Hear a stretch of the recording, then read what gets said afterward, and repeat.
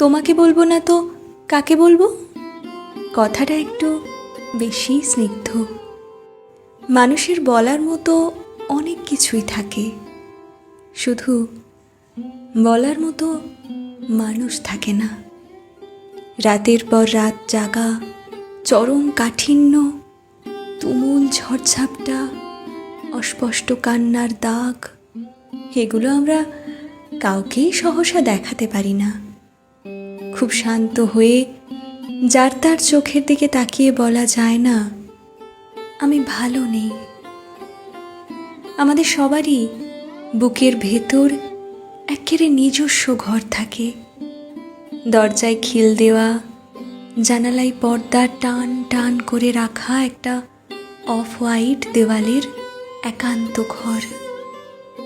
খুব সন্তর্পণে সে ঘরের দরজা আমরা খুলি, ভীষণ যাচাই করে কাউকে প্রবেশাধিকার দিই, এলোমেলো করার সুযোগ দিই আমাদের মন নিপাট সাজানো জীবন।